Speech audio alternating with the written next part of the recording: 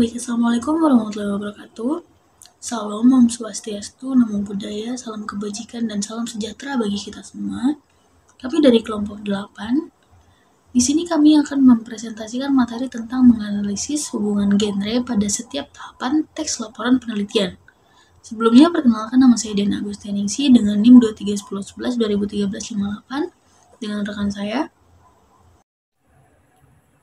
Perkenalkan, nama saya Revalina Okta Ramadhani dengan NIM 231011201088. Baik, pada presentasi kali ini ada 3 topik pembahasan utama.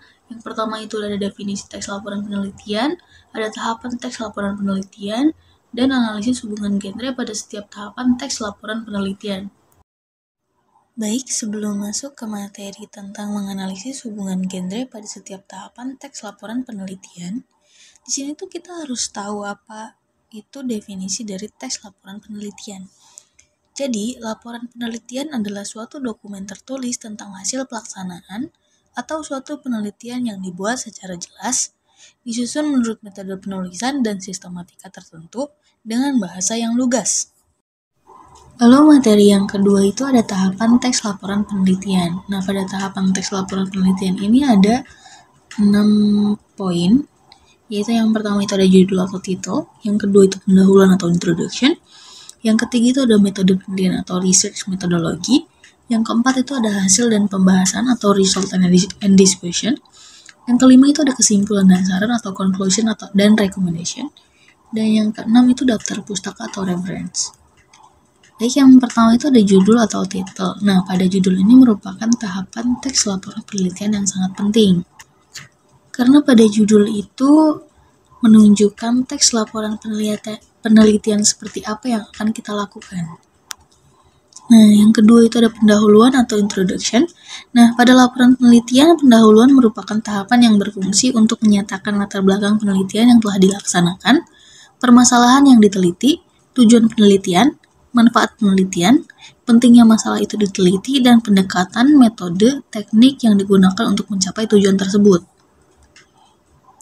Nah, yang ketiga itu ada metode penelitian atau research methodology. Itu tahapan metodologi penelitian berisi sajian tentang pendekatan, metode, dan teknik penelitian yang diterapkan pada penelitian yang dilaporkan, termasuk langkah-langkah yang ditempuh. Dan yang keempat itu ada hasil penelitian dan pembahasan atau result dan discussion. Nah, tahapan hasil penelitian dan pembahasan terdiri atas 2 hal yang berbeda, hasil penelitian dan pembahasan.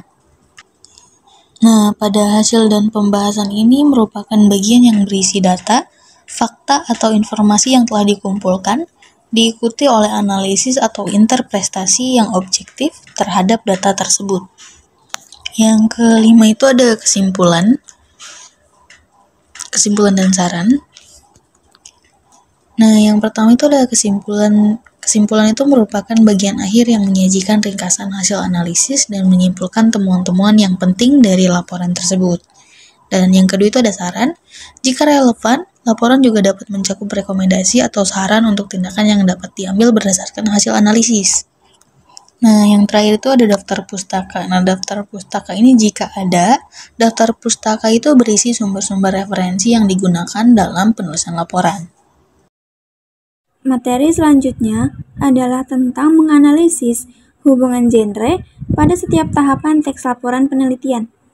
Dalam menganalisis hubungan genre pada setiap tahapan teks laporan penelitian, kita dapat menggunakan beberapa pendekatan, antara lain yang pertama, analisis struktur retorika. Di dalam analisis struktur retorika, yang pertama ada pendahuluan. Bagian ini biasanya berisi latar belakang, rumusan masalah, tujuan, dan manfaat penelitian. Kemudian yang kedua ada tinjauan pustaka. Bagian ini berisi kajian teori dan penelitian terdahulu yang relevan dengan topik penelitian. Yang ketiga, metode penelitian. Bagian ini menjelaskan tentang desain, populasi dan sampel, instrumen, serta teknik pengumpulan dan analisis data. Kemudian ada hasil dan pembahasan. Bagian ini menyajikan temuan penelitian dan analisis atau interpretasi terhadap hasil tersebut. Yang terakhir, kesimpulan dan saran. Bagian ini berisi simpulan dari hasil penelitian dan rekomendasi untuk penelitian selanjutnya. Yang kedua ada analisis fitur linguistik. Yang pertama ada penggunaan bahasa formal dan akademik. Kedua, penggunaan istilah-istilah teknis dan ilmiah. Ketiga, penggunaan kalimat kompleks dan struktur gramatikal yang baku. Yang keempat, penggunaan referensi dan sitasi untuk mendukung argumen. Yang terakhir, ada analisis fungsi komunikatif. Tujuan utama teks laporan penelitian adalah menyampaikan hasil penelitian ilmiah secara objektif dan sistematis. Dan teks laporan penelitian berfungsi untuk menginformasikan, menjelaskan, dan meyakinkan pembaca tentang temuan penelitian, serta teks laporan penelitian juga berfungsi untuk membangun kredibilitas penulis sebagai peneliti yang kompeten. Yang terakhir, ada keterkaitan antara genre, fungsi, fitur linguistik, dan struktur retorika. Secara umum, genre, fungsi, fitur linguistik, dan struktur retorika saling terkait dalam teks laporan penelitian.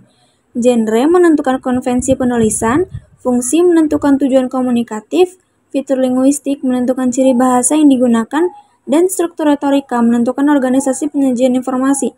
Pemahaman terhadap keterkaitan ini penting untuk menghasilkan teks laporan penelitian yang efektif dan sesuai dengan konvensi akademik.